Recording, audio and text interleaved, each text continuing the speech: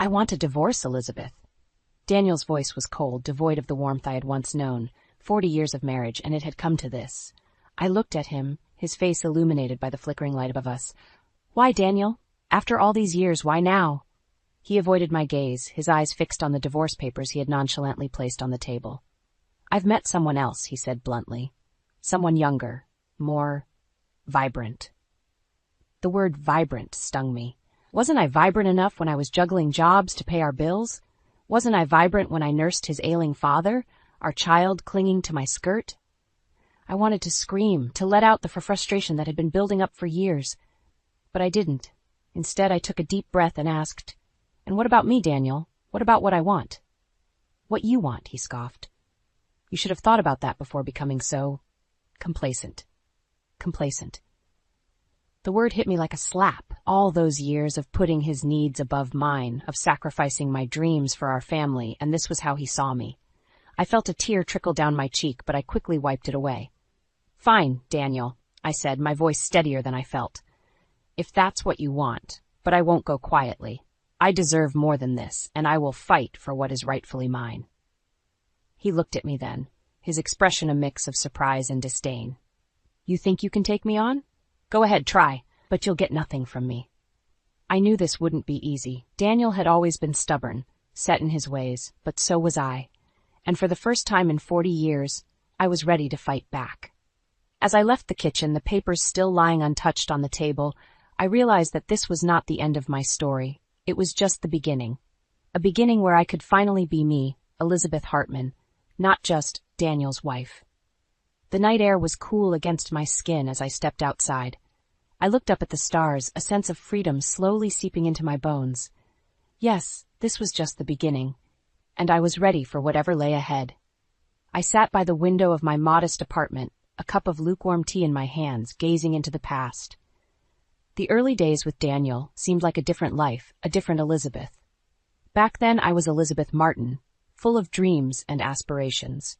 We met at a friend's party, a casual encounter that blossomed into something more. Daniel was charming, his laughter infectious.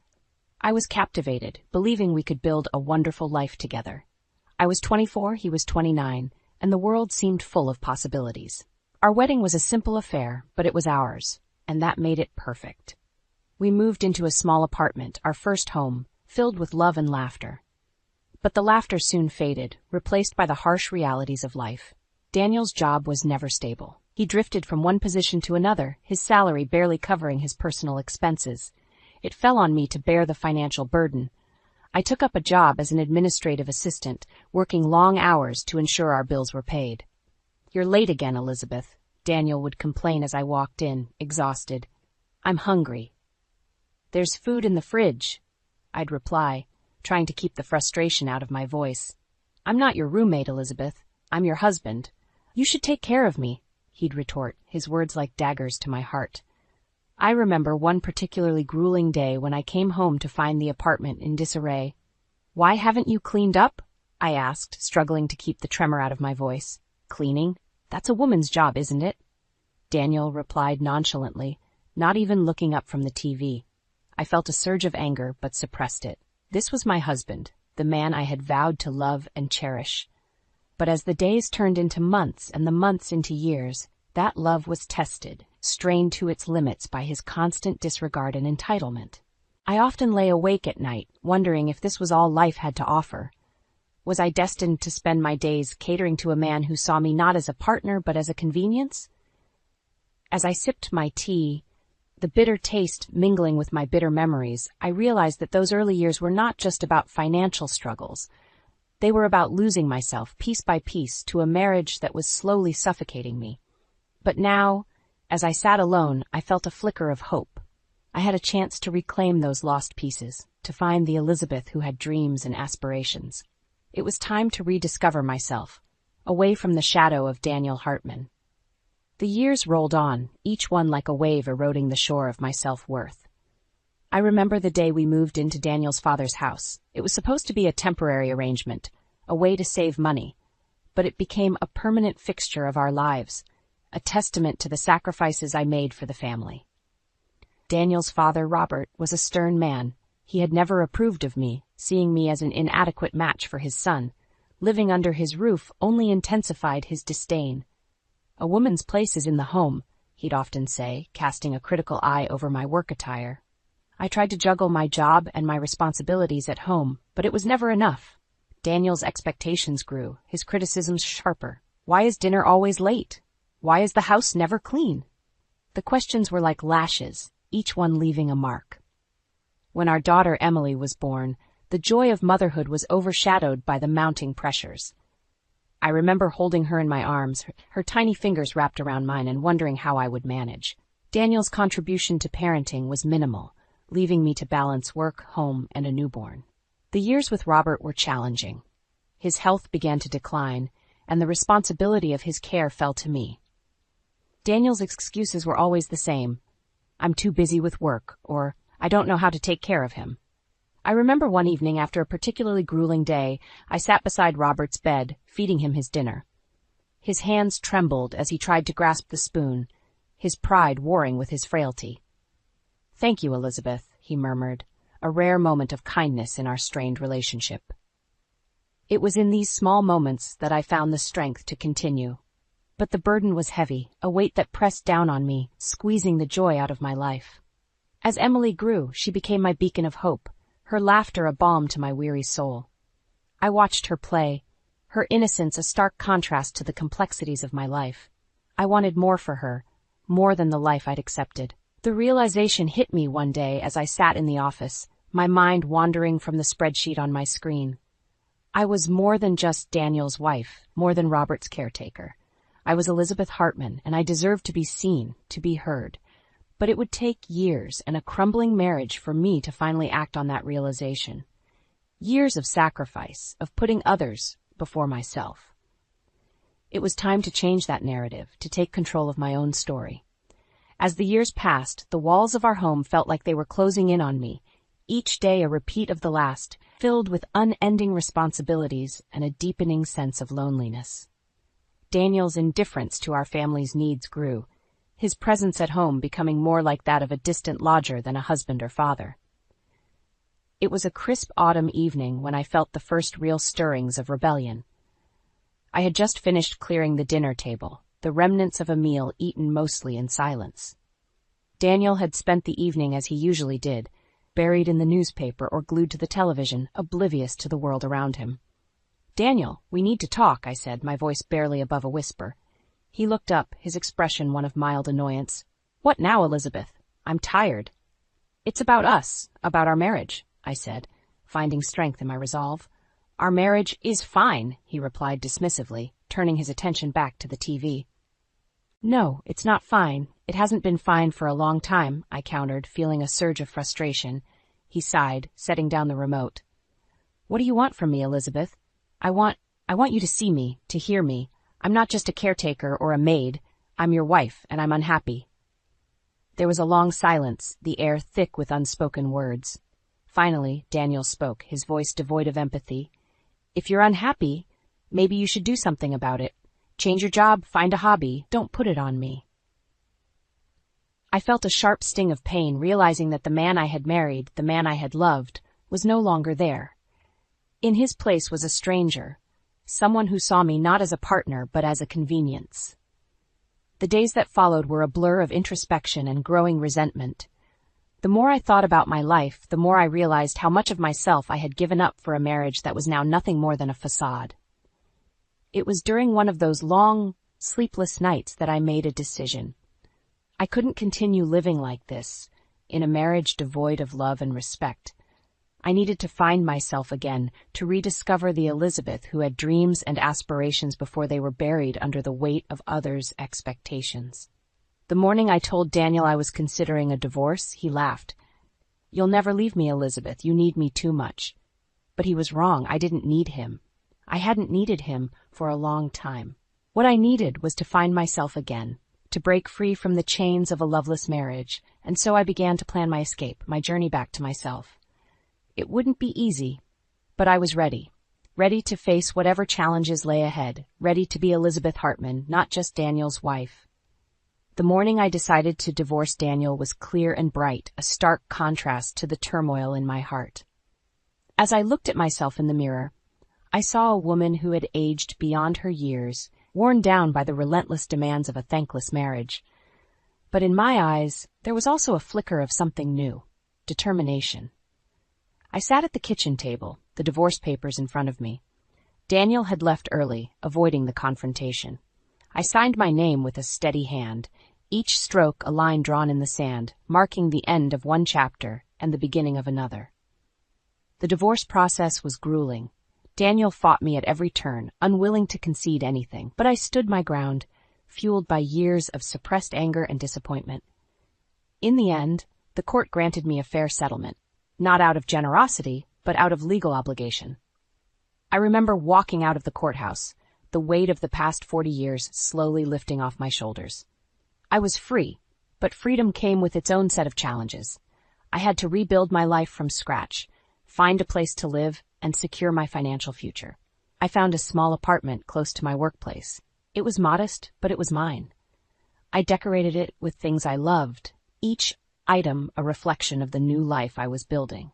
I started to rediscover the simple joys I had long forgotten, reading a book uninterrupted, taking long walks, and meeting friends for coffee.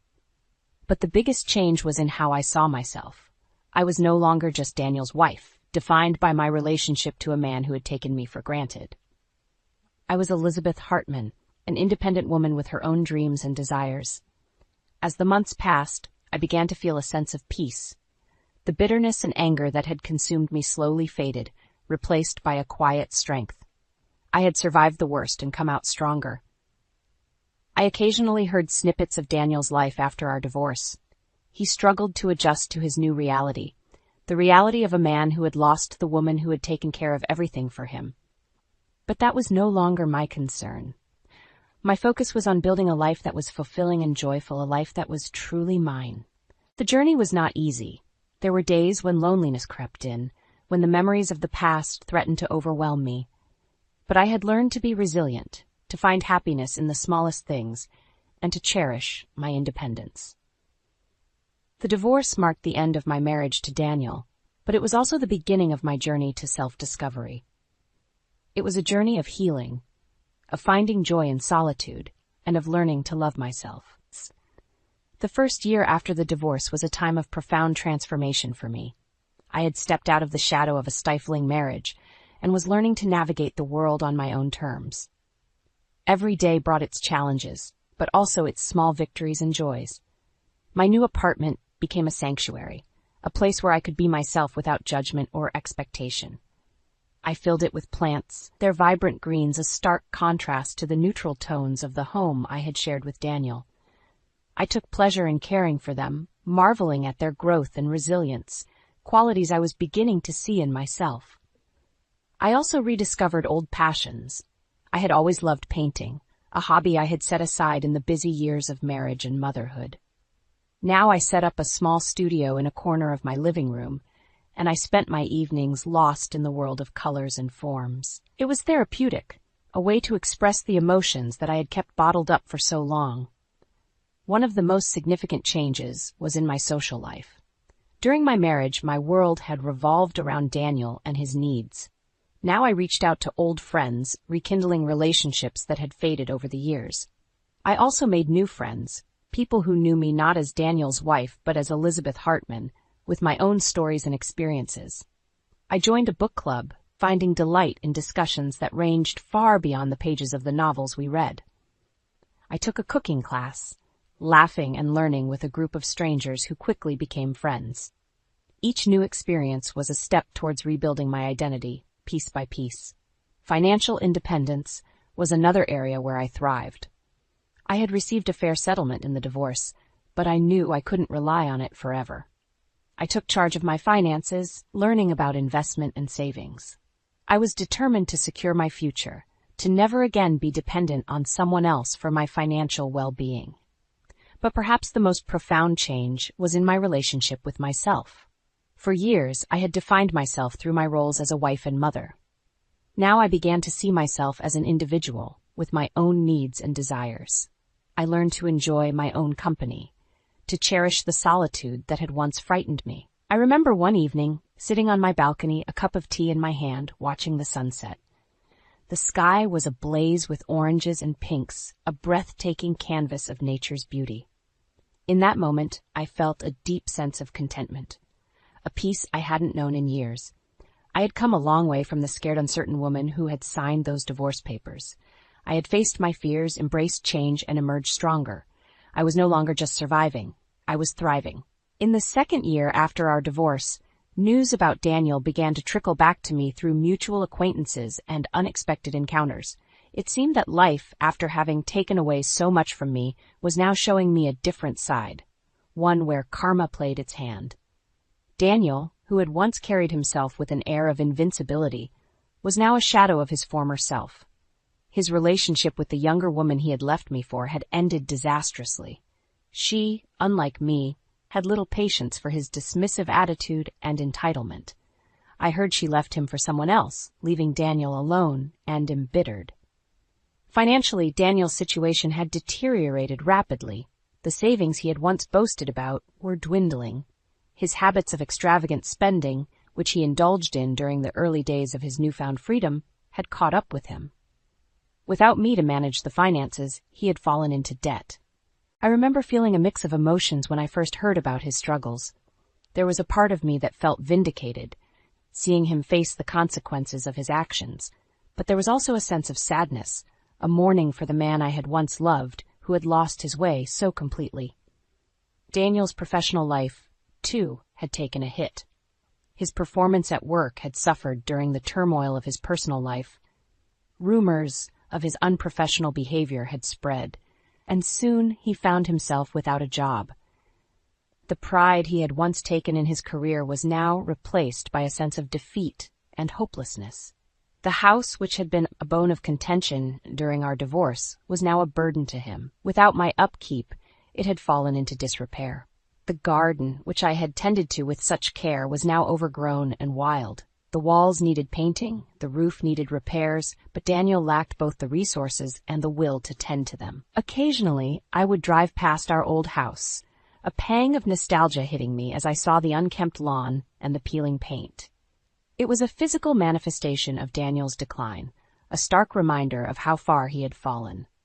Despite everything, I found no joy in his misfortune. The years I had spent with him, the love I had once felt, made it impossible for me to completely harden my heart against him.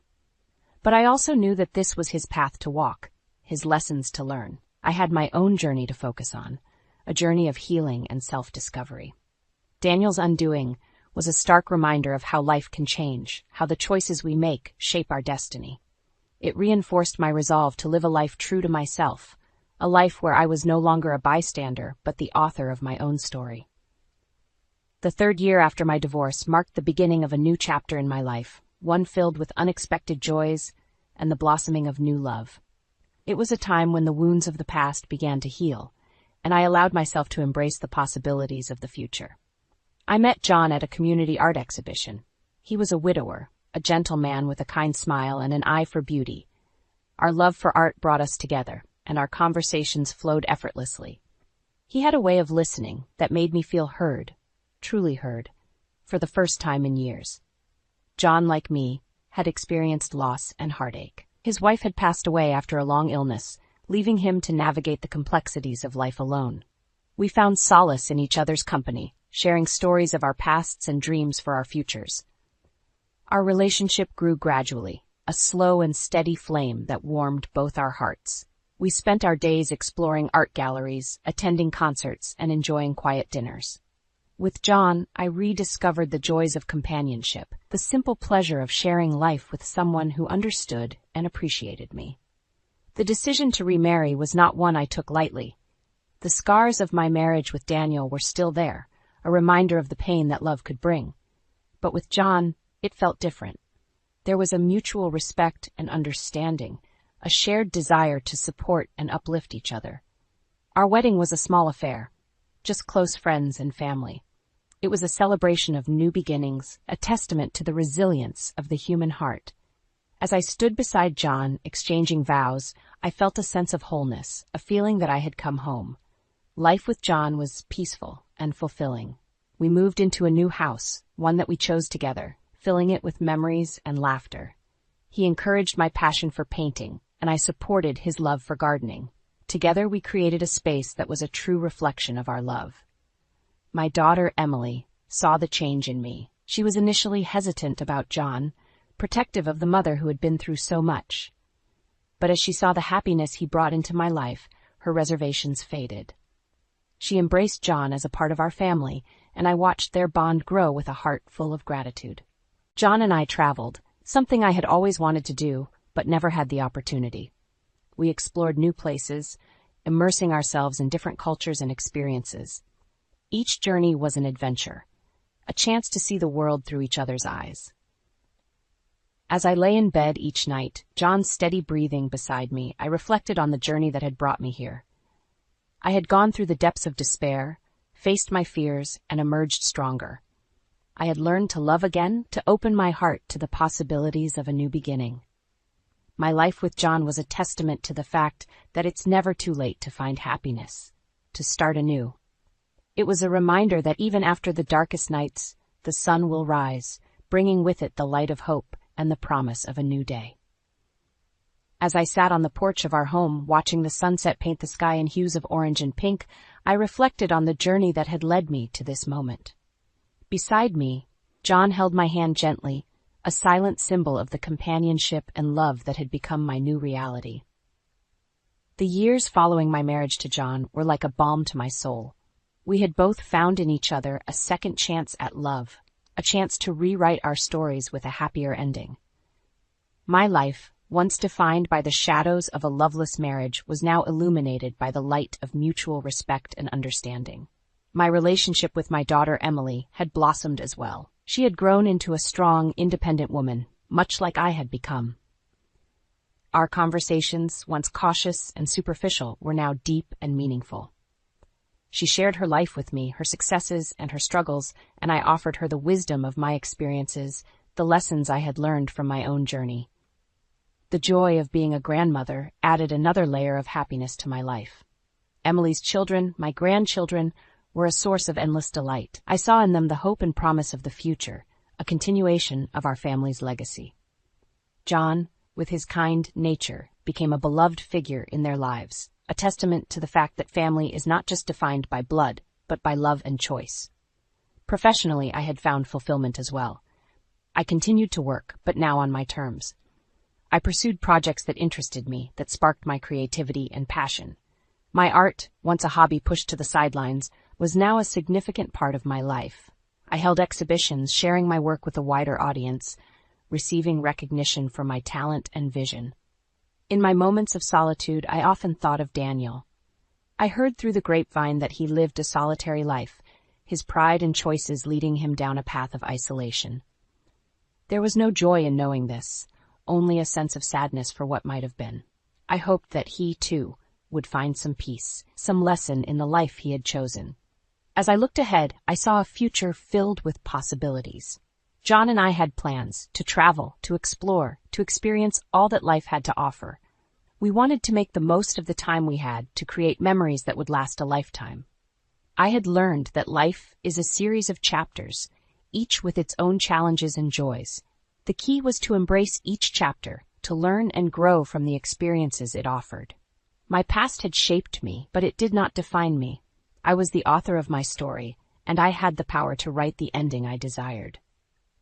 As the sun dipped below the horizon, casting a warm glow over the world, I felt a deep sense of gratitude.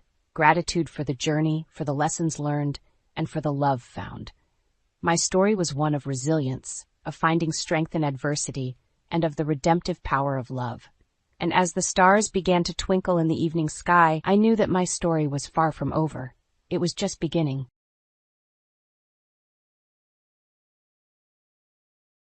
I just had a blast with the $20,000 you save. Ha ha ha. Up recently after returning from a 7-day overseas trip. My mother-in-law, Isabella, called me with a triumphant tone. Saved money, $20K. What is she talking about? I have no memory of $20K. As a freelancer, I indeed have some savings for emergencies, but that's just in my bank account. I don't keep such large sums on hand, and my banking card is right here. Normally, no one else could withdraw such a large amount. Anyway, you did give it to me, so I took it from the sideboard drawer. You guys are rich, it's fine. What I don't understand, but it seems you had fun. Thank you. Count on me for the next time. After leaving these words, the call ended. $20K. What money could that be?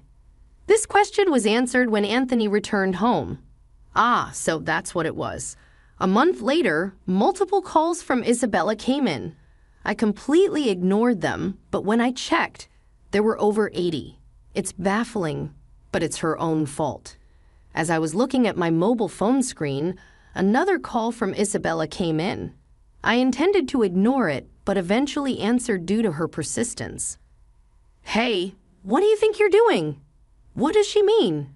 She's reaping what she sowed. Isabella's shrill voice resounded through the room from the mobile phone speaker. My name is Scarlett. I'm a 32-year-old freelance jewelry designer. I want children, but I'm too busy with work. My husband Anthony is the same age as me. He originally had a corporate job, but now he supports my work as a manager. When we married, my designer work was still sparse, and we relied on Anthony's earnings. But as I approached 30, my work stabilized, and I needed management for my schedule. It looks tough. Can I help with anything? Anthony, in a decent position at his company and expected to advance bravely, quit to become my business partner. With Anthony's management, we now have deals with famous international brands. Even we, as a couple, have our troubles. It's Anthony's mother, Isabella, who lives alone at his family home. Isabella believes we're living a luxurious life and often comes asking for money. You always seem to be living so lavishly. I'm jealous. As a jewelry designer, I'm often invited to new product launch parties or dinners with company executives. For me, it's part of my business activities, part of my job. But to Isabella, it seems like nothing more than leisure for us, and she demands the same lifestyle for herself. I want to throw a party for my friends soon. Can you give me some money for it? Of course, I can afford to give her money, but just because she asks? It might look glamorous, but it's costly, and there are many business obligations I can't refuse. We're not living in luxury. This is all part of our work, dressed up beautifully, eating at expensive places. I envy you, she says, with a hint of sarcasm. Isabella just doesn't seem to understand. While I keep refusing Isabella's requests, Anthony, being her son, sometimes gives in and hands her money. If giving her a little money keeps her quiet, then it's a small price to pay, he says. For Anthony, it's easier to give her some money than to deal with her interrupting our work. But Isabella's demands only escalate. It's left both of us at our wits' end. I want a new dress for an upcoming gathering I've been invited to. Just the other day, Isabella came over and pestered Anthony. A dress? Wouldn't a two-piece suit work? We've been asked to buy clothes before. There might be cheaper options, but what Isabella wants is certainly not cheap. It's a fancy party. Everyone will be dressed up. I can't be the only one in old clothes. Isabella makes a fuss. I think proper attire, old or new, shouldn't matter. Oh, speaking of dresses, I need a matching bag too, so I'm counting on you with that. Isabella left. Anthony had set up a credit card in Isabella's name because of her frequent money demands, telling her to use it for her expenses. At first, she overspent and got warned by Anthony, but she showed no sign of changing. Anthony asked her to at least report before making big purchases, so she began to tell us what she would buy, but it continued like this. Once she said, I found this beautiful ring and just had to buy it. Sorry for the after-the-fact notice, and the bill was astronomical. If you're going to spend like this, can you return the card? We can't afford to pay it all. The card was in Isabella's name, but Anthony was the one paying the bills. Isabella seemed to think having the card meant she could buy endlessly. A credit card isn't a magic money dispenser. What you spend must be paid for. Since the money wasn't coming directly out of her wallet, Isabella kept using the card. So Anthony decided to put a limit on her card spending. What the heck? I couldn't pay for my shopping the other day. Isabella stormed in, complaining. We're struggling with the payments because of your overspending, so we've lowered your monthly limit. It's still enough, right? Just because you say that, you two are still dressing up and going to fancy places. How is what I'm doing any different? Isabella argued. That's part of our job. If that's a job, then what I'm doing isn't any different. It's unfair that only you two get to have all the fun. The product launches and parties often take place in luxury hotel event halls or restaurants, but our attendance is for work purposes. To Isabella, it seems like we're just dressing up and having fun, still, since putting a limit on her credit card. She seems to have quieted down a bit. Sometimes Isabella comes to our house and seems to complain about something to Anthony, but for a while, life went on without major issues. As the end of the year approached, there was a change in my work. A foreign brand manufacturer approached me with a proposal to expand business dealings by moving our base overseas. I was over the moon with excitement. If this worked out, I could join the ranks of top-tier designers. Anthony, handling it as my manager, said, "It's a chance we have to take it, right? Opportunities like this are rare." But then, I'm worried about Mom. She might even say she wants to come with us. Given Isabella's past behavior, it was a plausible concern. It would be wonderful to live overseas. I want to come too. We told Isabella about it that weekend. She said just as we predicted, we're going there for work. It's not going to be a leisurely life. Anthony tried to explain, but Isabella wouldn't give up. You're trying to trick me. You plan to live even more lavishly there without watching. We're not moving there permanently. We'll come back after our work settles down overseas, Anthony explained. Aren't you exhausted by this circular argument? Both Anthony and I were tired. Okay, we can't take you with us, but how about we pay for a week-long trip for you instead? Anthony suggested, worn out from convincing her. Really? Are you sure? We'll cover your flight and hotel. But the rest is up to you, I said. Isabella left half happily, but the peace didn't last long. A few days later, while Anthony was busy with the overseas move arrangements, Isabella visited our house. Hey, Scarlett. Anthony said that, but I want to shop over there too. Can you give me some money? What about the card that Anthony gave you? I asked, knowing there was a card she was supposed to use. That's the thing. Anthony finally took it away from me the other day, Isabella admitted. Seemed she had been admonished for overspending and had it taken away. Maybe he was worried she'd misuse it with different currency rates overseas, but I didn't have such money on hand either. I can't give you money without Anthony's approval. Can you ask him? It's no use asking him. That's why I'm asking you, Isabella left, raising her voice. Over the New Year's, Isabella went on a 7-day trip abroad. I assumed Anthony had somehow managed the money. However, upon her return, Isabella revealed an unbelievable truth. The day Isabella returned, I received a call on my mobile. I'm back. It was so fun on the other end. Isabella excitedly shared her sightseeing and dining experiences, even though I hadn't asked.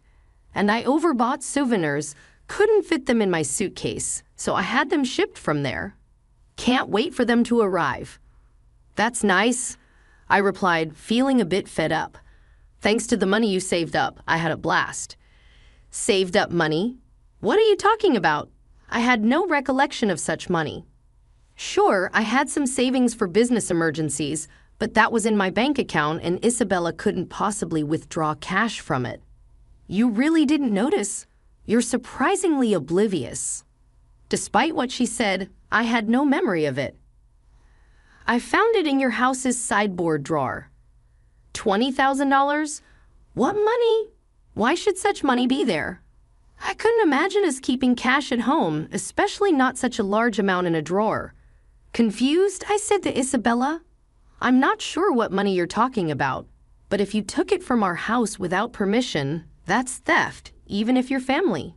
Do you understand? That's why I'm telling you now that I used it. Nonchalantly, Isabella said this. I have no idea about this money, But if you took it and used it without saying anything, it's a crime. And if it was something Anthony had set aside for an important deal, it's even more serious, I said, recalling that there hadn't been any disruption in our business dealings or payments while Isabella was on her trip. You two live so extravagantly, so why can't I have a little of that? Think of it as doing a favor for your parent. It's not a big deal, right? Such self-entitled reasoning. It's one thing to take money from her son and his wife, but this is not how someone should act after taking someone else's money. I'm glad you enjoyed your trip. I'll ask Anthony about the money when he gets back. I replied, still unclear about the whole situation. Anthony will understand. After all, I'm his only mother, and $20,000 isn't much to him. All right, I'll pass the message along. I was astounded at Isabella's lack of awareness. Please tell him that. Thanks. With that, she ended the call. Still $20,000 in cash at home. What was the money for, Scarlett? Do you know about the money I left in the drawer? That night, Anthony returned home with a troubled look and asked me, 10 days ago, I withdrew it from my bank account. It's gone now. It was you keeping such a large sum in a drawer. Didn't you think it was careless? I needed cash immediately for an urgent payment. Do you know anything about it? It can't be that you. Anthony looked at me suspiciously. No, today Isabella called saying thanks for the $20,000. Had a blast with it. I didn't understand what she meant. What Mom did, so it was Anthony's money after all. But what was such a large amount meant for? Hey, if it wasn't for a business payment, we've been doing bank transfers for a long time, right? Why cash all of a sudden?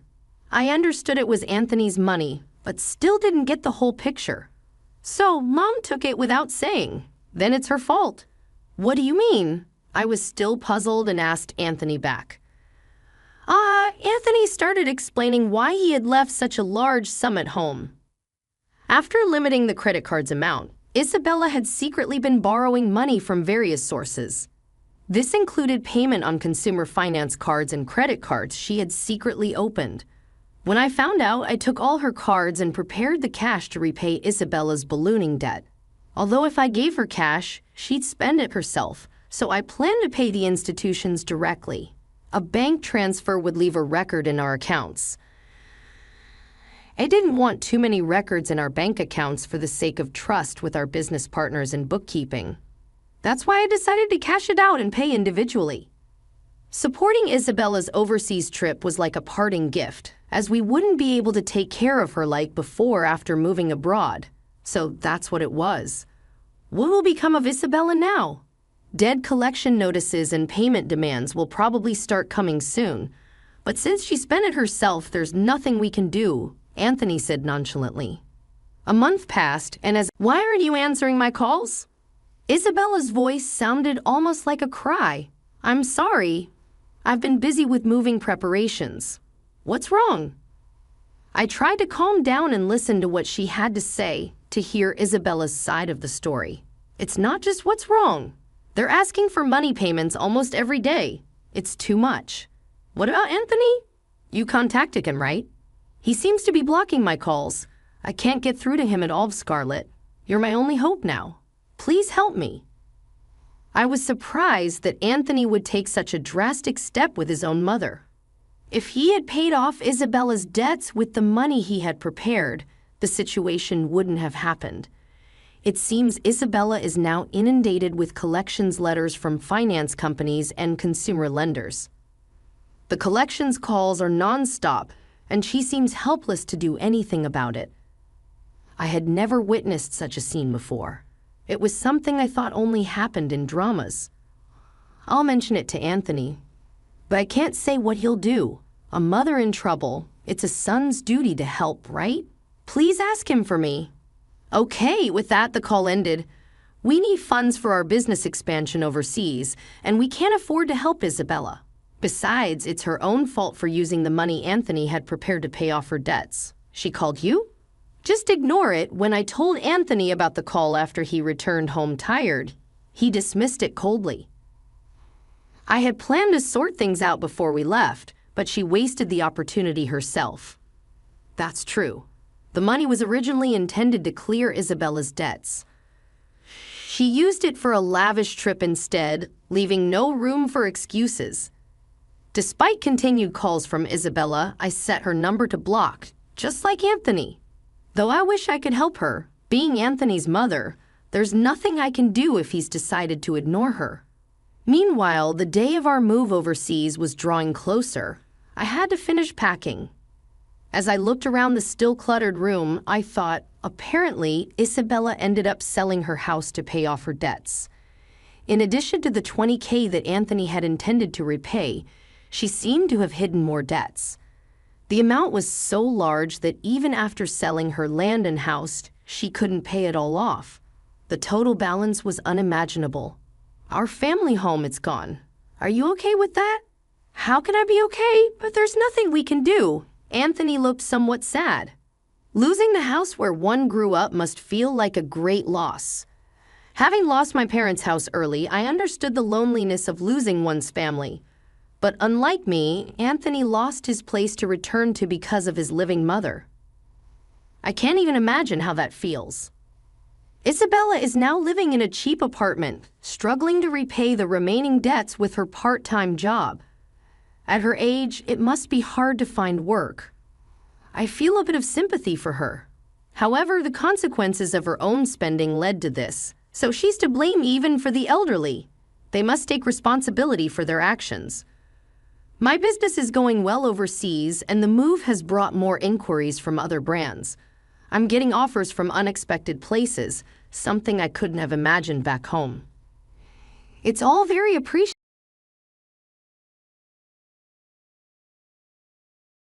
I couldn't bear the prospect of being burdened with a woman sporting a belly resembling a monstrous entity, forcing me to raise the child on my own while enduring the sight of her swollen 9-month pregnant belly.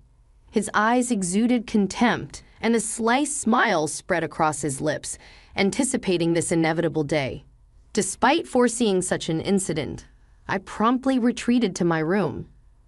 Returning with a document in hand, I bluntly presented the prepared divorce papers before Anton.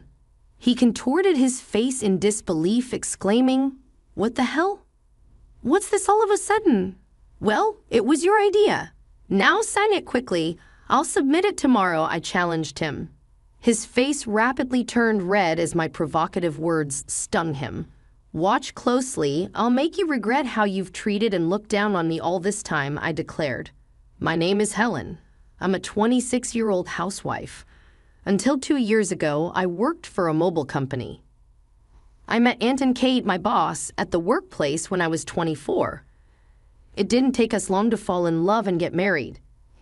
Anton, 3 years my senior, was very dependable, especially when teaching me the ropes at work as a newcomer to the department who didn't know her way around. I couldn't express how grateful I was for Anton's precise instructions. As he taught me about work, we became friends and frequently went out to dinner together. When he asked me out, I was over the moon, particularly because I had never dated anyone before. It's embarrassing and not something I share often, but being a cartoon enthusiast, I was always more interested in 2D characters than real-world men. However, seeing my high school and college classmates getting married one after another, I started to feel the pressure. When I fell in love with Anton, I secretly vowed it would be my first and last love. So when I began dating Anton and we got married a year later, I was completely elated. Anton was good-looking and popular among our female co-workers.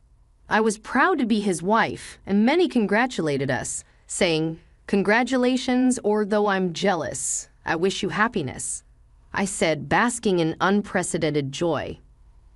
I couldn't have imagined what lay ahead for us. "You're married to me now, so you'll quit your job, right?" I informed them yesterday, the day after we submitted our marriage registration. As we eagerly embarked on our new married life, Anton dropped a bombshell. "Obviously, I've always wanted my wife to focus solely on household matters. Don't worry, I can support both of us with my income," he stated. "But this is so sudden. You never mentioned this before," I replied. Anton had never brought up the idea of me quitting my job before our marriage. I had to take my current job based on my father's recommendation, and leaving without notice wouldn't be right. I wanted to explain this, but Anton's eyes silently pressured me, warning against pursuing the topic. Instinctively, I closed my mouth, unable to resist any longer. I should have told you, but it's done. Starting tomorrow, you don't need to go to work. I'll handle the handover, Anton declared. The news about starting tomorrow was so abrupt that it left me feeling dizzy. However, Anton's words were resolute. As he had been my superior at work, I couldn't oppose him. Even though I had to leave my job without a proper farewell, I was determined to make our marriage work. Anton had entrusted me with household responsibilities, and I wanted to meet his expectations with utmost dedication. I worked hard at household chores, preparing meals, focusing on Anton's favorites. Although Anton ate without specific comments on the taste, I longed for a word of appreciation, especially after quitting my job and no longer being recognized by anyone. Is my jacket clean? I have an important meeting tomorrow. I asked Anton one day. Yes, of course, he replied, showing a domineering side with some old-fashioned views. Reminding myself of how fortunate I was to have married him, I took the initiative to meet his expectations with no personal income. Living normally meant relying on Anton. While our relationship often felt more like that of an employer and housemaid than a husband and wife, our marital life was generally smooth. However, one day I fell ill and couldn't get out of bed, feeling lethargic. I thought I would catch up on housework the next day. Anton entered the bedroom and angrily asked, "What are you doing? Get up and make some food," as he kicked the blanket I was under. "I'm sorry. I'm feeling unwell," I replied. "Well, today, can you manage something for yourself?" I explained, hoping for understanding. Instead of nodding or consoling me, Anton frowned and said, "You don't work, yet you're lying down just because you feel a bit sick. Pathetic." In disbelief, I got up from the bed. It was unthinkable that he would demand housework from his sick wife. I had never imagined he would be like this before we married. Perhaps it was my fault for not seeing it, but it was too much. I found myself doing chores while tears streamed down my face. Several days passed, and my health showed no signs of improvement. It was then that I realized I had missed my period. Panicking, I rushed to the drugstore to buy a pregnancy test. Upon trying it, the result was positive. Overjoyed, tears flowed naturally, and I decided to share the news with Anton when he returned from work, lifting my spirits instantly. The day Anton returned home after midnight was the day I had chosen to share the news. However, the moment he entered, the smell of alcohol made me nauseous. His face was flushed, and he staggered as he walked. It was surprising how much he had drunk, especially without notifying me in advance. Even though I had prepared dinner, I wanted to share the news of my pregnancy with Anton. But more than that, I wanted to do it quickly. My excited emotions surged, and I shared the news with my intoxicated husband. "Yes, I haven't been to the doctor yet, so it's not confirmed," I began, eager to convey our happiness. However, Anton's face darkened as he responded, "A child. What have you done?" His characteristically grim tone was unlike anything I'd ever heard before.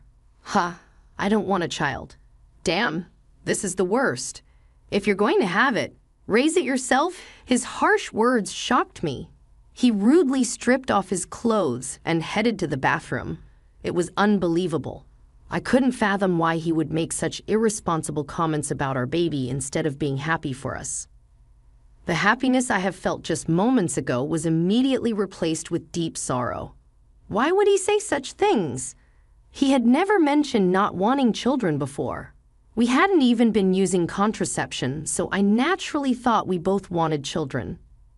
As I hung Anton's jacket and was about to take his shirt to the washroom, I noticed something else. "What's this?" A piece of paper had emerged from the pocket of the dress shirt.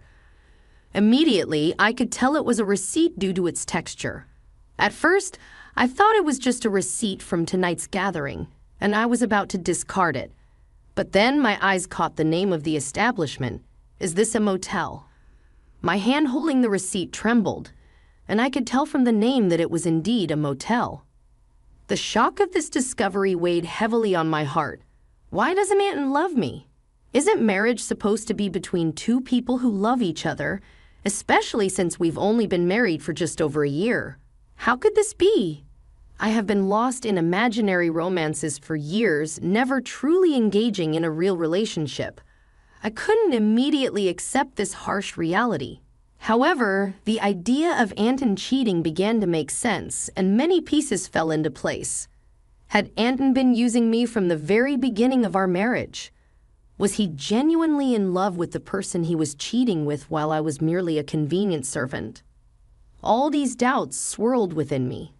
Was that the reason he reacted so harshly when he learned of my pregnancy? As I grappled with these thoughts, nausea set in, and I became convinced that something was amiss.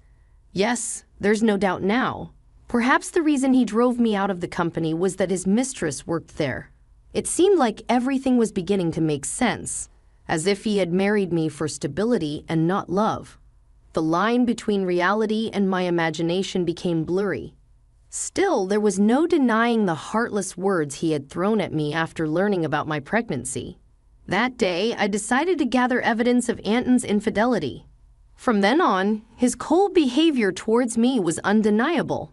It was as if he couldn't forgive me for becoming pregnant, despite knowing that I was suffering from morning sickness.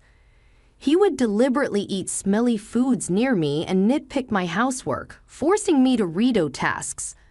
My pregnant body had to endure a lot, and my heart was heavy. Despite this, I continued to investigate his affair. Anton never parted from his cell phone, even taking it with him to the bathroom, making it impossible for me to sneak a peek. When I secretly entered Anton's room, it was neat and tidy, with nothing incriminating in sight. He was meticulous at work, and his desk was always in perfect order. I realized that it would be challenging to catch him off guard directly. I frequently checked Anton's pockets for possible evidence, such as receipts. However, my investigation was proving to be difficult. The thought of hiring a detective crossed my mind, but I didn't have the money for such an endeavor. I was deep in thought, mulling over my situation when I received an unexpected phone call. It was my father, who rarely reached out to me. "Hello, it's me, your dad." "How are you?" he inquired. Surprised by his call considering his busy schedule, I asked, "Dad, what's going on? Aren't you busy with work?" "My employees have been doing well, so I'm not that busy," he explained. My father, the CEO of a company in Canada, had always been a workaholic. I didn't have many childhood memories of playing with him, but I respected his dedication to his job. His unexpected call left me curious about the purpose. "So, what's happening?" I inquired as I waited for his response. My father proceeded to reveal a shocking truth. "Is that really true?" I asked in disbelief. "Yes, he's not the type to lie. I want you to believe me," my father reassured me. Initially in shock and unable to respond as the pieces of the puzzle fell into place, I felt a sense of relief. "Thank you, Dad. I'll do my best," I told him with gratitude before hanging up the phone. My research was finally paying off, and I couldn't help but feel elated. However, the newfound knowledge also stirred up feelings of anger and frustration due to the ongoing tension between Anton and me. Anton continued to be distant, even though I was pregnant. Each time he acted this way, I harbored a deep hatred towards him. Months passed, and our relationship remained strained. Eventually, an event occurred that shattered our life. At 9 months pregnant, I was always cautious around Anton, living in a state of constant apprehension. I tried to avoid crossing paths with him, leading a quiet and stifled life. One day, I served dinner as usual, and when Anton returned home, we sat at the dining table. As I quietly ate, Anton suddenly slammed his fork down. "What is this?" "It's tasteless," he exclaimed, throwing the food I had prepared onto the floor. Baffled by his outburst, I tried to comprehend the situation. The anger at having the meal I had cooked discarded before me began to well up inside. I've been contemplating this for some time, but recently you've been complaining about the taste of the meals I prepare. Anton criticized my cooking, stating it was tasteless. While it was true that since becoming pregnant, I had been using less seasoning to make healthier meals for everyone, this was only a temporary measure until the baby's birth. If he found the food bland, he could have simply added some salt himself. Why did he have to throw the meal on the floor? I was about to voice my complaint when Anton sneered and uttered hurtful words. I don't want a woman with a belly like a monster. You have to raise the kid by yourself, he spitefully declared, his eyes filled with malice and a vulgar smile stretching across his lips. I had always anticipated that this day might come, even though I had hoped for a different outcome. Swiftly, I went to my room, retrieved a document, and returned to present it to Anton. Fine, here are the divorce papers, I said, thrusting the prepared documents in front of him. Anton's face twisted in shock as he stammered, "What the hell? What's this all of a sudden?" "Well, it was your idea. Now sign it quickly. I'll submit it tomorrow," I responded.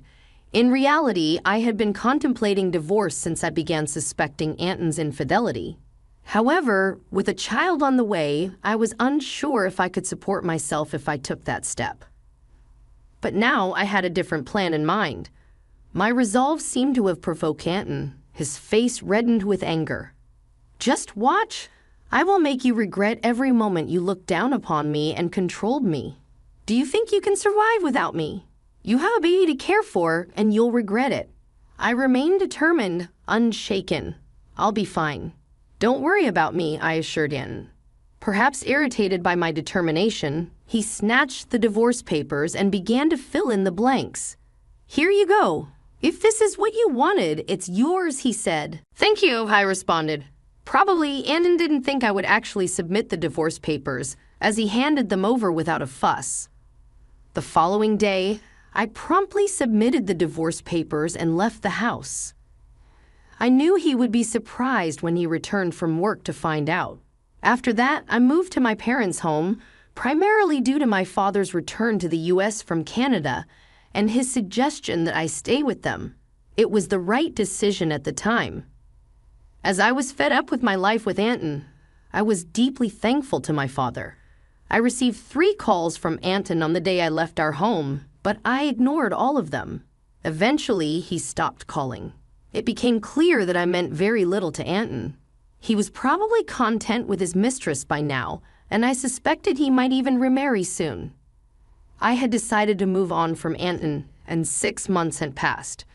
I had a baby who was born safely, and I was now living happily with my parents and the baby. It was while I was enjoying this peaceful life with my family that Anton called again. I ignored his calls at first, but after several persistent attempts, I had no choice but to answer. "Hello, what do you want now?" I said, wary of his tone. "Hey, what's going on? Why were you on that show, and since when were you the daughter of a CEO with assets worth millions of dollars?" Anton's voice boomed with surprise and anger. It turned out that Anton had seen a TV show that was broadcasted after I returned to my family home. I had received a request from a TV station after returning to my family's home, thanks to my father's role as the CEO of a renowned global tech company. The show featured the lavish lifestyle of the CEO's family. Producers had come to our house and filmed the lifestyle of my father's family during the TV show interview.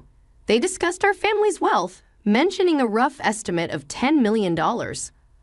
I never imagined Anton would see that show, but the power of television is truly something.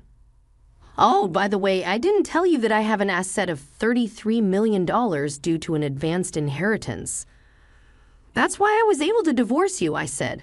Yes, my father informed me about the inheritance, which gave me the confidence to live comfortably even after divorcing Anton. Upon hearing this, Anton's reaction was immediate, and he was furious. "What? That's dirty. Why didn't you tell me about this before? Half of it is mine, right? Give me the money now." I calmly responded, just as I suspected after seeing the show, all you could think of was extorting money from me. Gifts from parents are not included in the property distribution. And are you forgetting your own misdeeds? Anton was puzzled and asked, "What are you talking about?"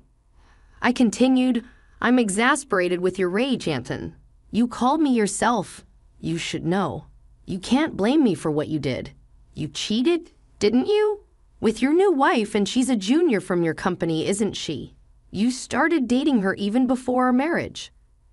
Anton was evidently shocked by the information I got from my father. I finally had the upper hand. Did you think I wouldn't find out? My father told me he has many acquaintances in your company, and one of them informed me about your affair. I've never mentioned it, but I'll be demanding child support, I declared. Anton, still in denial, protested, "Stop kidding. Why should I pay child support? It's all because of you, right? You got pregnant on your own and slacked off with household chores. It's all your fault." Hearing Anton blame me without apologizing for his own mistakes was beyond belief. I couldn't believe I was ever married to someone so lacking in common sense. I truly felt it was the right decision to leave him. Anton, I'm broke. My wife spent all the money I earned, and now I'm drowned in debt. Anton's pitiful plea fell on deaf ears. I went from anger to sheer disbelief. I never wanted to deal with such an unreasonable person ever again. With that thought in mind, I firmly gripped my phone. "What are you talking about? Do you even realize how ridiculous you sound? I never want to deal with you ever again. I'll have my lawyer handle the matter of child support. Never call me again, and you will not see the child anymore. Goodbye." After pouring out my emotions, I quickly hung up the phone. Afterwards, I blocked Anton's number and took a deep breath.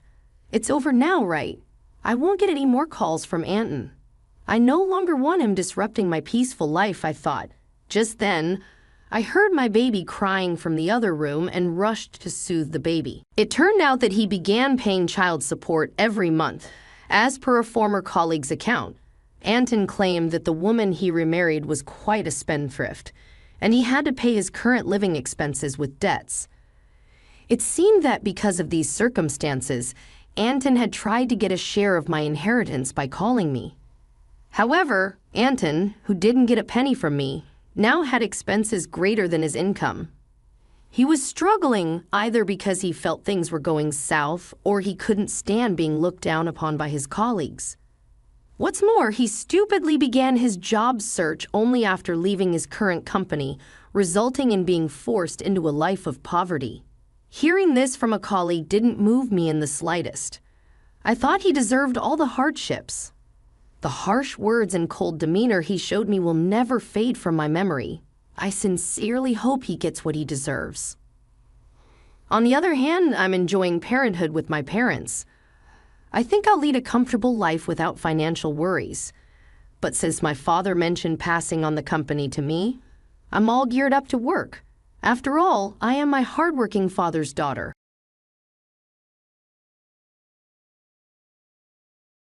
Hello everyone, I'm Rose, and let me share my story with you. My mother-in-law, Sherry, used to be a different person, not the vain and shallow woman she is now. This change occurred later in her life, or at least that's what my husband Dylan believes. Growing up, Dylan and Sherry didn't have a lavish lifestyle. They led a modest life together after Dylan's father passed away when he was just 4 years old. Sherry took on the role of the breadwinner, and they lived a simple life until Dylan secured a great job after college. Dylan is a remarkable and kind man, not just because he's my husband. He earned a full scholarship to medical school and became a doctor. Despite his success, Dylan remained humble. However, Sherry's life took a turn for the luxurious. Now, let me clarify, I don't have a job for reasons I'll discuss later, but that doesn't mean I am poor or dependent on others. Unfortunately, Sherry got the wrong impression of me when we first met. Whether it was my clothes or mannerisms, something repelled her on our first encounter. She said, "Dylan, is this the girl you've been raving about? She's so plain and average. Why would you choose someone like her? Does she even have a job?" My name is Rose, and no, I don't have a job. However, Sherry assumed that meant I was planning to trap her son and drain his money. She labeled me as a gold digger and a parasite, making baseless assumptions about my character. Dylan defended me, but the argument escalated and we decided to leave. During our journey home, Dylan apologized for his mother's behavior, acknowledging that she had crossed a line. He reassured me, saying his mom no longer knows how to act like the same person. Although her words hurt, Dylan asked me not to mind them. Yet, I couldn't shake the feeling that being comfortable around Sherry might be a challenge. After all, she's the only parent Dylan has left. I decided to step back. We don't have much extended family, and completely cutting her off isn't feasible, I said. I won't push you to be friends with her, but can you at least be civil around her? Dylan asked. I can act respectfully towards your mom, Dylan, but I doubt she'll reciprocate. Don't worry, Rose. I'll keep her in check if she crosses the line. We can consider reducing contact. I love my mom, but I love you too. I won't let her harass you for no reason. I was skeptical about my relationship with Sherry. Dylan assured me he'd stand up for me, but I still felt uneasy. Dylan and I got married 3 years after we started dating. We had a court wedding due to financial constraints. Dylan was sending Sherry a lot of money every month for emergencies. Even after we married, he continued this practice, training our finances. I didn't stop him. I believed he had the right to help his mom. However, Sherry became a problem. She regularly spoke ill of me and gossiped with her friends, spreading rumors about me being a gold digger. I ignored it initially, but it started affecting my reputation. Despite Dylan's efforts, Sherry never treated me kindly. She believed I wasn't good enough for her son. Surprisingly, one day Dylan told me that his mom wanted to invite me to a small party she was hosting. I was skeptical since she disliked me.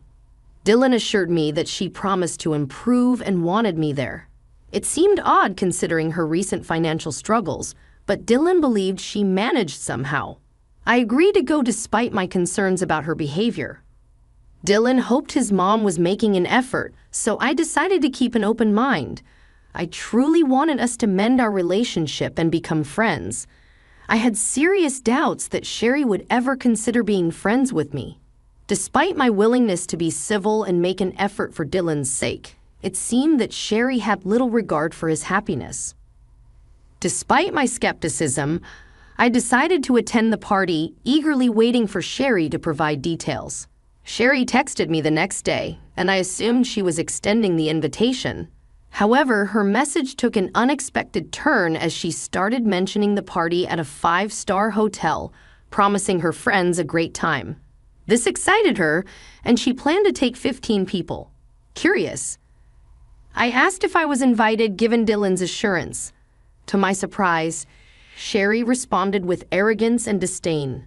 She made it clear that I was not invited, emphasizing the exclusivity of the event due to her wealth, family status, and the supposed classiness of her friends. I was taken aback and confused, as Dylan had genuinely believed Sherry was extending an invitation. I expressed my assumption only to be met with Sherry's condescending remarks, stating that I wouldn't understand the intricacies of planning such an event. I decided to maintain my dignity, acknowledging her message and clarifying that I wouldn't attend if I wasn't wanted.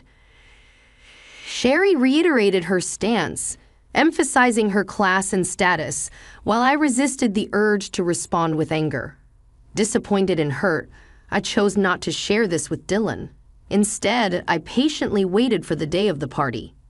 Sherry, oblivious to the emotional impact of her actions, sent me a picture showcasing her and her friends in designer outfits, flaunting their status on social media. I refrained from responding, choosing to focus on my work and patiently await the unfolding of events. After about 3 hours, I received a call from my dad. And here's a confession for you all. My dad owns the hotel where Sherry was hosting her party. Sherry had no clue about this. 3 years ago, I inherited a substantial amount from my grandfather, which I invested in my dad's business. Now, I receive a share of the profits from the hotel and other family-owned businesses. Despite coming from a well-off family, I prefer not to broadcast it, and that's why Sherry was unaware of my background. She also had no idea about the high cost of the 5-star hotel and its restaurant. Sherry and her friends ordered without checking the menu or prices, resulting in a hefty $2,000 bill. This turn of events was the perfect opportunity for revenge. My dad called me to inform me that Sherry was at the hotel, having amassed a $2,000 bill, and was now asking for a 50% discount, claiming she was short on cash. My dad sought my advice as Sherry's party had been rude and entitled, upsetting the staff. As expected, I shared my frustration with my dad, recounting how Sherry had boasted about the party to mock me for not being invited. The irony was not lost on me, given that she couldn't even afford the party she was flaunting. My dad expressed his understanding of the situation and shared the challenges faced by his staff due to Sherry's behavior. I saw an opportunity for revenge and suggested making Sherry and her team wash the dishes, clean the entire kitchen and the floor given their insulting behavior. I wanted to extend this revenge to include Sherry's team, who had also mistreated our staff. If Sherry tried anything foolish, my dad could call the cops on her. My dad laughed at the suggestion, giving it a big thumbs up. He even offered to share pictures of the event. It seemed like the perfect chance to turn the tables and teach Sherry a lesson about humility and respect. When it happened, I would have relished seeing Sherry face the consequences of her actions. My dad promised to follow my suggestion and hung up. An hour or so later, he sent me pictures of Sherry and her friends washing dishes and wiping the floor at our restaurants. Dad also shared that when Sherry saw him as the restaurant owner, she looked relieved. She began telling him that she knew the owner and they would get out of the situation. To her surprise, Dad instructed her to clean his restaurants. She was dumbstruck for a while, and when she started to protest, Dad reminded her that since she didn't consider me family, he didn't consider her family either. It was a hilarious turn of events, and though I wished I was there, I did get some good pictures. After a while, Dylan came home, looking visibly upset. I could tell he had heard from Sherry about what happened, and I knew she must have given him a twisted account of the events. He approached me, questioning what he heard about my dad making his mom clean the restaurant dishes. I explained to Dylan that it was the usual norm for us in such situations. Sherry had gone to our restaurant, racked up a $2,000 bill, claimed she didn't have more than $1,000, harassed our staff, and her party had been a nightmare. I believe this punishment was fitting. Dylan seemed surprised and questioned who Sherry had taken with her and what they ordered. I informed him that she took 15 people, and they ordered a lot, especially the fancy items. He expressed disbelief, as Sherry had told him she was taking only 4 people and had invited me, but I declined. I clarified that things didn't happen that way, and I showed him the text messages from Sherry. Dylan requested the bills and asked me to show him the texts, wanting to understand the situation better. I showed Dylan all the texts, and my dad sent him the bills. I also presented some pictures to illustrate the scale of Sherry's party. Dylan grew extremely mad when he saw everything. He called Sherry, asking her what was wrong and why she hadn't told him the full story. Sherry claimed she only mentioned being short of cash, and I must have given him a different story to sabotage her. Dylan confronted her, pointing out that she declined my invitation and insulted me by saying I wasn't classy enough for her. Sherry tried to brush it off as a harmless joke, but Dylan wasn't buying it. He questioned her spending thousands of dollars taken from him on friends while insulting his wife. He called her out for her actions, stating that spending $2,000 on food and drink wasn't a small matter. Sherry was left trying to justify her actions while Dylan expressed his disbelief at her behavior. I made a mistake by giving you money whenever you shared stories about needing it, Mom. Well, guess what? I'm not giving you any money again. But Dylan, you've been so supportive for so long, you can't just stop now. It was a one-time mistake. Why are you overreacting, Mom? I am not overreacting. This is not a one-time mistake. If you can't even consider my wife as family, I don't want anything to do with you. I always thought you would change your mind, but you never did. I'm not paying you to insult my wife and call her classless while she sacrificed a lot to support you. This ends now." Velen didn't listen to Sherry anymore. He hung up on her and blocked her number. He also apologized profusely to me for being mad at me without knowing the full story. I forgave him because, well, he did stand up for me. We had a serious discussion about Sherry and jointly decided that she will no longer be in our lives. For now, yes, Dylan is now a wealthy man, but he knows to stay humble. He found Sherry's behavior completely unacceptable, especially because it was directed towards me. I agreed with the fact that it was very unfair to me, and I was all set to remove her from our life for good. In the next few days, Sherry reached peak madness. She realized that her own actions may have damaged her relationship with her son for good, sending her into a horrible panic. She showed up at our house and demanded to speak with Dylan.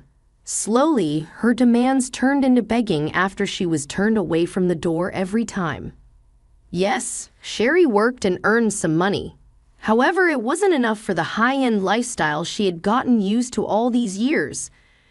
Dylan had stopped giving her money entirely. Instead, he invested some of his funds into my dad's business to help him open new hotels and restaurants in the neighborhood.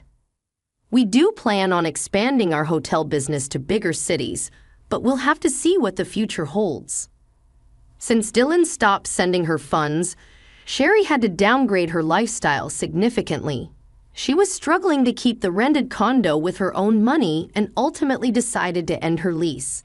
She has now shifted to a small one-bedroom apartment and doesn't have any money to spend on extras after all the bill payments. How do we know this? She emails us about it, of course. She still downplays her behavior and acts like we are overreacting. Suffice it to say, she will be out of our lives for a while now. Just a month ago, I found out that I was pregnant.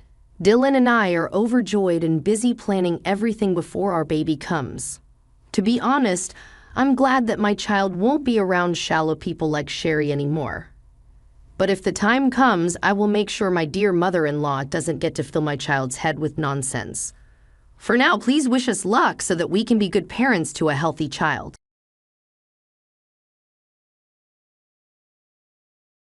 Hi, I'm Anna. My life took a sharp turn 5 years into my marriage with Paul. We were your average couple. I was a teacher. He was a manager at an energy company, and life was pretty straightforward. Then his dad passed away, leaving his mom Elaine all alone in their family house. It was then that Paul dropped the bombshell. "Anna, we need to talk," Paul said abruptly one night, his tone serious enough to make me pause mid-scroll on my phone. I looked up. "What's up? Everything okay?" He took a deep breath. "It's about Mom. She's alone in that old house since Dad passed. I think we should move in with her." I felt my stomach drop. Move in with Elaine? She and I were like oil and water, Paul. Are you serious? You know, Elaine and I barely get along. He leaned against the kitchen counter, his expression firm. "I know, but she's my mom and she's struggling. Plus, we're just burning money on this rented apartment." I sighed, running a hand through my hair. "But this is our space, our home. Moving in with your mom, it's a whole different ballgame." Paul's voice took on a pleading edge. "Please, Anna, it's not just about the space. It's about family. Mom needs us." I bit my lip, feeling cornered. "Your mom needs us or you need your mom?" He frowned. "That's not fair, Anna. It's not like I'm asking you to live in a dump. It's a huge house, plenty of room for all of us." I crossed my arms, feeling the tension rise. And what about our life here? Just uproot everything because Elaine snaps her fingers. Paul's tone hardened. "It's not like that, and you know it. I'm thinking about what's best for everyone." I shot back. "Everyone or just Elaine?" He threw his hands up in frustration. "Damn it, Anna. Can't you just try to see the bigger picture here?" I glared at him. "I am looking at the bigger picture, Paul. Our life, our independence. Not just playing happy families in that gloomy old house of hers. The argument went in circles, but eventually I caved for Paul for the sake of peace. But deep down, I dreaded every bit of it. Moving day came, and it was as uncomfortable as I imagined. Elaine's house was this imposing old structure with rooms that echoed and a constant chill in the air. Elaine greeted us with a stiff smile. "Welcome to my home. I expect you to respect my ways." I forced a smile, trying to keep the peace. "Of course, Elaine. We appreciate you letting us stay." But living with Elaine was like living with a hawk. She had a comment for everything. "Don't put the dishes away like that, or you're overwatering the plants." It was relentless. One night, after a particularly harsh critique on my cooking, I exploded to Paul in our room. "I can't do a damn thing right for your mother. It's like living with a drill surgeon." Paul rubbed his temples, looking equally frustrated. "Anna, just give it time. She's old and set in her ways." I threw my hands up. "Great, so we just tiptoe around her till the end of time." He didn't have an answer, and honestly, neither did I. This house, with its constant surveillance and Elaine's scrutinizing eyes, was suffocating. Life in Elaine's house was turning into a daily grind. Just when I thought I could handle it, Paul dropped another bombshell. It was a lazy Sunday afternoon, and I was trying to find some peace in the garden when he came out. "Anna, we need to talk." I looked up, feeling a knot in my stomach. "What now, Paul?" He took a deep breath. "I think you should quit your job and stay home. We're spending a fortune on a nurse and housekeeper for Mom. It makes more sense." I stood up, anger rising. "Quit my job, Paul. I love teaching. It's not just about the money." He ran his hand through his hair, his tone getting edgy. "I know, but think about it. It'll make things easier around here."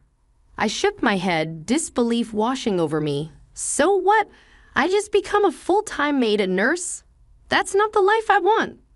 Paul's voice rose. "It's not about what we want, Anna. It's about what's practical. My mom needs us." I glared at him. "No, your mom needs you. I didn't sign up to be her caretaker." He shot back. "Well, things change, Anna. We need to adapt." That word felt like a slap. I loved my job, my independence. This wasn't adapting. This was sacrificing. "You know what, Paul? Fine, I'll do it. But don't expect me to be happy about it."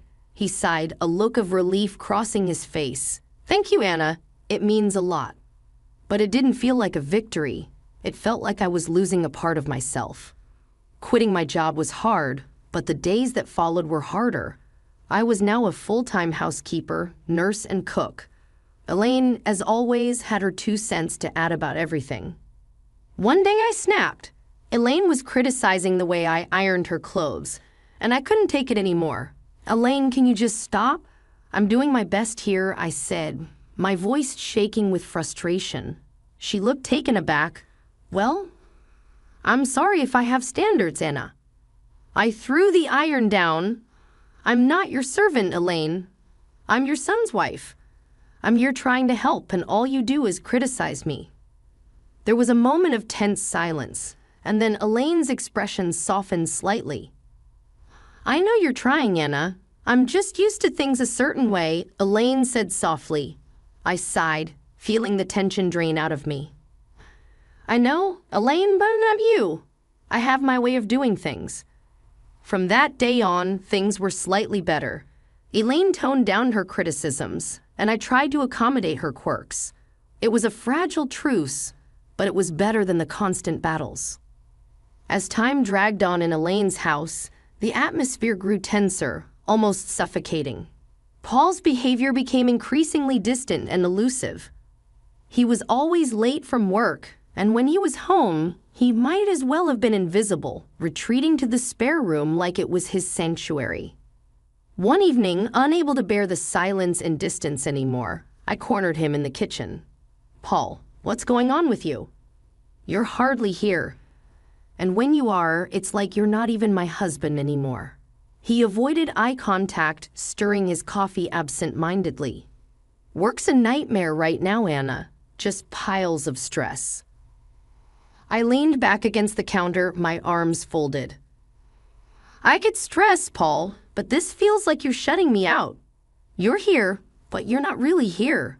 He exhaled heavily, his gaze still fixed on his coffee. I don't know what you want me to say, Anna. I'm just really tied up with stuff. I wanted to believe him to understand, but something inside me screamed that there was more to it. Then there was Lucy, Paul's sister, who made it her mission to add to the tension. Each visit from her was a trial. She'd look around the house with a sneer and quip. Still stuck in this old dump, huh? I usually bit my tongue, but one day her taunts hit a nerve. Not all of us have the luxury to mooch off others, Lucy. I shot back. She just cackled, her voice grating on my nerves. Oh, look at you playing the martyr in a haunted house. Pathetic. I clenched my jaw, holding back a barrage of words. Paul, ever the silent bystander, offered no defense. His silence was like another jab, another confirmation of the growing gulf between us. The biggest shift, however, came with Elaine. One day she called for Lucy, her voice frail and desperate. Lucy, I need help with a bath. I can't manage on my own anymore. Lucy's response was cold and cutting. Help yourself, Mom. I'm not your caretaker. Elaine broke down in tears and my heart couldn't take it. Despite our rocky history, I couldn't leave her in that state. I helped her with the bath and something between us changed that day. Elaine started to warm up to me, treating me less like an intruder and more like a daughter. It was a welcome change, but it also highlighted how far Paul and I had drifted apart. The house felt colder, emptier. Despite Elaine's newfound warmth towards me, the walls seemed to echo with the growing silence between Paul and me, a chasm that widened with each passing day. Paul's late nights at work became a norm, and our conversations turned into mere whispers of their former selves. During one of these fleeting interactions, Paul dropped a new piece of news. Anna, I got an apartment near work, he said nonchalantly. I almost dropped the dish I was cleaning. An apartment? Why on earth would you need that? He leaned against the door frame, avoiding my gaze. It's just practical, Anna. Saves me the commute, especially with the late nights. I felt a surge of anger and confusion. And you just decided this without talking to me. What are we, roommates now? He shrugged, his indifference cutting deep. I thought you'd be happy, less stress about me coming home late. I shook my head in disbelief. Happy, Paul. This feels like you're living a double life. What's next? You'll tell me you have a second family. He sighed, rubbing his forehead. Don't be dramatic, Anna. It's not like that. I wanted to push further, to break through his nonchalant facade, but I knew it was futile. The conversation ended there, as did many of our conversations those days. The true shock came a few days later in a candid conversation with Elaine. We were in the living room, sharing a rare moment of calm, when she suddenly said, You know, Paul didn't buy that apartment with his money. I looked at her, puzzled. What do you mean? She hesitated, then continued. He used my savings. He said it was an investment. He even put it in my name. I felt my heart sink. He's been using your money, and you're okay with this? Elaine shrugged, a sad look in her eyes. I couldn't say no. He's my son, but I thought you should know I was speechless. Paul's secret apartment was one thing, but using his mother's savings and under the guise of an investment, it felt like the man I married was slipping away, replaced by this stranger with secrets and lies.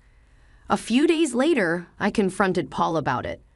Paul, why didn't you tell me the apartment was bought with your mom's money? He was unapologetic, almost defiant. Because I knew you'd react like this. It's an investment, Anna. It's not a big deal.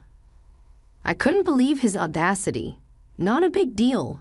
You're gambling with your mom's savings and keeping it from me. What else are you hiding?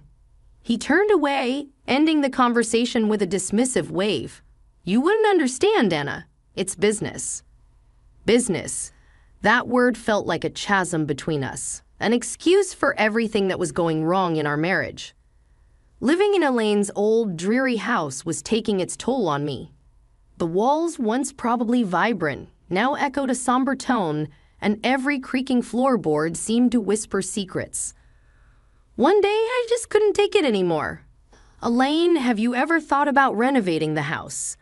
I asked over breakfast. It could use some freshening up. Elaine looked up from her tea, surprised. "Renovate? I haven't thought about it in years. It's such a big task." I nodded, feeling a spark of enthusiasm.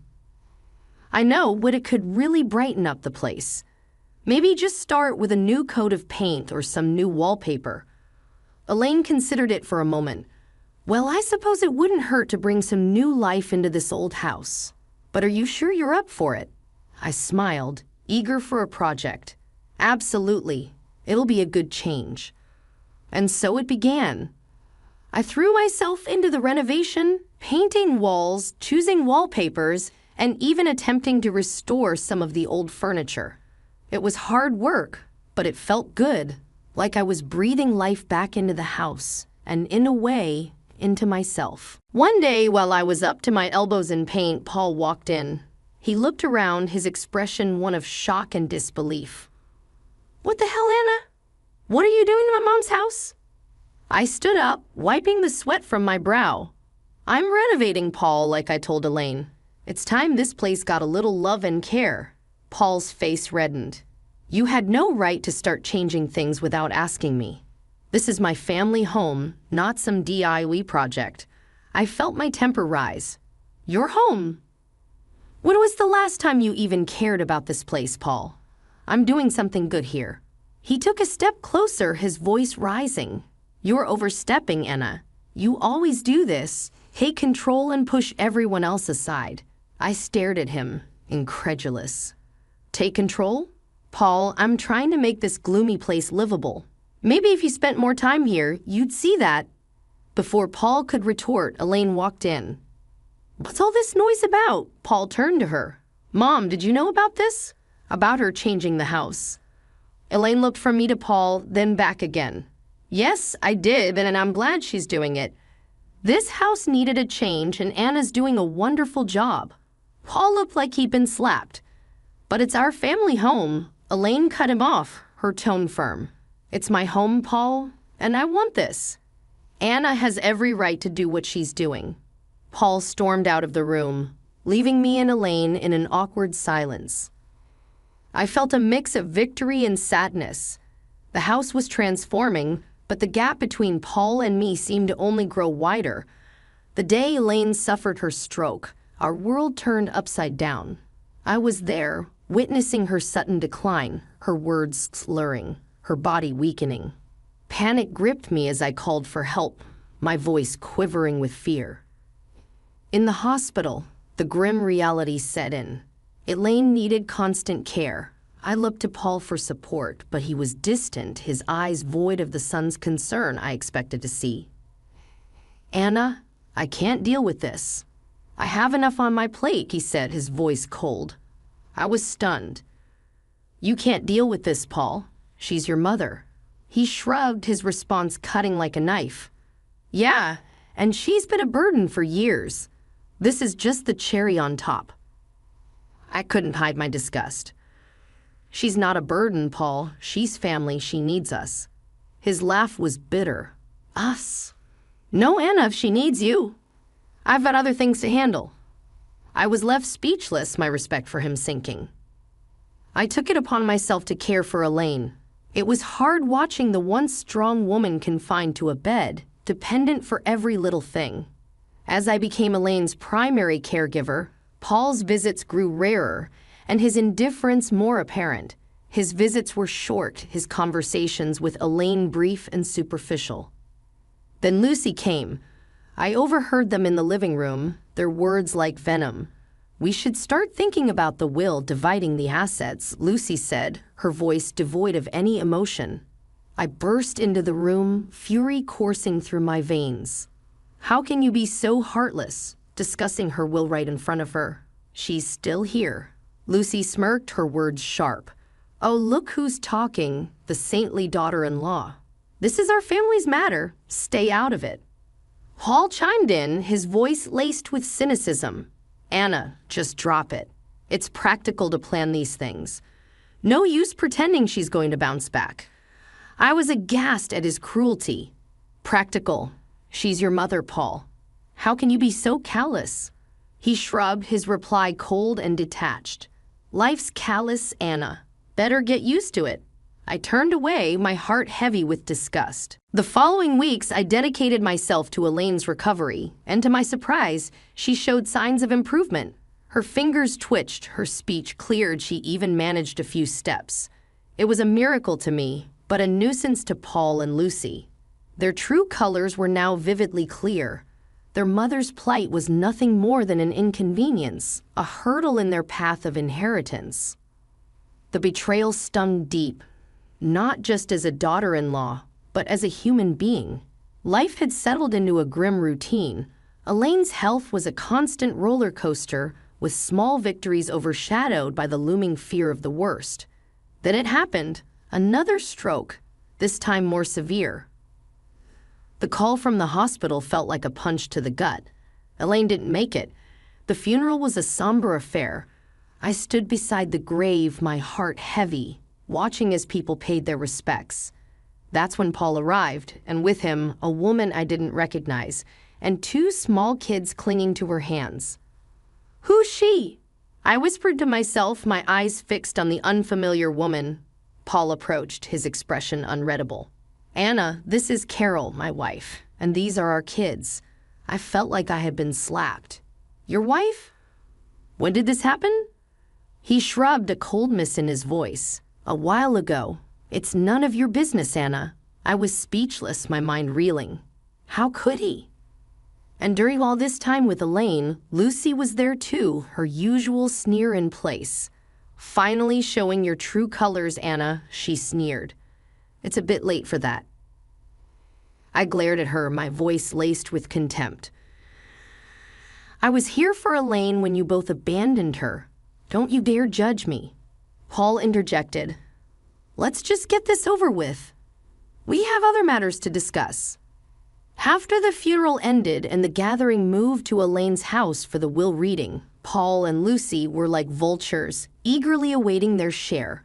The lawyer began reading the will, and that's when the bombshell dropped. Everything, the house, the money, all of it was left to me. Paul's face went from smug to shocked. What the hell? This can't be right. Lucy was fuming. She was our mother. How could she leave everything to this nobody? I stood there, stunned, not sure how to feel. Happy? Vindicated? It all felt hollow. Paul turned to me, his voice filled with accusation. You manipulated her, didn't you? Turned her against us? I shook my head, disbelief and anger mixing in my voice. I did nothing but care for her, which is more than I can say for you. The lawyer intervened. Elaine was very clear in her will. Lucy was seething. This is not the end. We'll contest this. There's no way we're letting her get away with this. As they left in a huff, I stood there alone in the house that was now legally mine. The walls that had witnessed so much pain, betrayal, and love. I looked around, feeling the weight of Elaine's last act of kindness and the burden of a broken family. The house felt different now, like it was echoing with Elaine's last wishes. I was sitting there, holding the will, still trying to get my head around everything. Elaine had left it all to me, and Paul and Lucy were raging mad about it. They came back the next day, all fired up. You really think you can just take everything? Paul burst out as soon as he stepped in. I looked up, tired but standing my ground. Elaine decided this, Paul. It was her choice. Lucy was red in the face, yelling, You tricked a sick old lady. We won't let you get away with this. I stood up, fed up with their nonsense. Tricked? I was there for her, unlike you too. She chose to leave it to me. Paul was fuming. So you think you've beaten us? You think you can just snatch everything away? I let out a heavy sigh. I didn't snatch anything, Paul. Elaine gave it to me because she knew I actually cared. Their yelling didn't stop, but it was just noise against the truth. I knew I was there for Elaine when they weren't. The lawyer showed up with a video Elaine had made. Her voice filled the room as she said it clear as day. I left everything to Anna because she was like the daughter I never had. She was there when my own kids weren't. She deserves it all. The room went quiet. Paul looked like he'd been punched in the gut, and Lucy started crying, finally realizing what they had done. After that, Paul and Lucy left, and all their threats just fell flat. I was alone in the big house, surrounded by the past and thinking about the future. I decided to divorce Paul. It was tough, but it had to be done. He and his new family had to move to a rental place. Lucy had her own mess to deal with. Her debts and bad choices were catching up to her. As for me, I was standing in my new house, feeling sad but also kind of excited. Elaine's will wasn't just about the house and money. It was like she was telling me to be strong and make my own way. I decided to start over, used what Elaine left me to build something new for myself. The house, once a reminder of tough times, was now a place for new beginnings.